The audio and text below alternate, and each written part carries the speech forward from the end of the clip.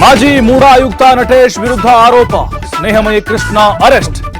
ಸಾಮಾಜಿಕ ಕಾರ್ಯಕರ್ತನನ್ನ ಬಂಧಿಸಿದ cyber police.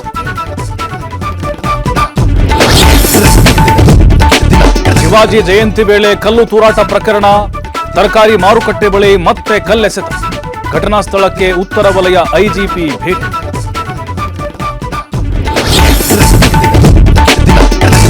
ಹಾಸನದ ಕಲ್ಕೆರೆಯಲ್ಲಿ ಮಹಿಳೆ ನಾಪತ್ತೆ ಪ್ರಕರಣ, ಕೊನೆಗೂ ಗಂಡನ ಜೊತೆ ಹೋಗುವುದಕ್ಕೆ ಒಪ್ಪಿದ ಪ್ರಿಯಾಂಕ. ಕುಟುಂಬಕ್ಕಾಗಿ ಪತ್ನಿಯ ತಪ್ಪು ಮನ್ನಿಸಿದ ರುದ್ರೇಶ್.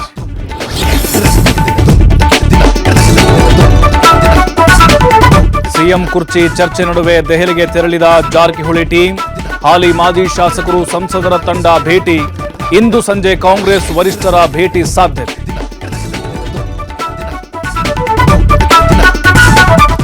ಬೆಂಗಳೂರಲ್ಲಿ ಟೆಕ್ಕಿ ಶರ್ಮಿಳಾ ಕೊಲೆ ಪ್ರಕರಣ, ವಿಚಾರಣೆ ವೇಳೆ ಸ್ಫೋಟಕ ಸಂಗತಿಗಳು ಬೆಳಕಿಗೆ. ಎಸ್ಕೇಪ್ ಆಗಲು 3 ಬಾರಿ ರೆಕ್ಕಿ ಮಾಡಿದ್ದ ಆರೋಪಿ.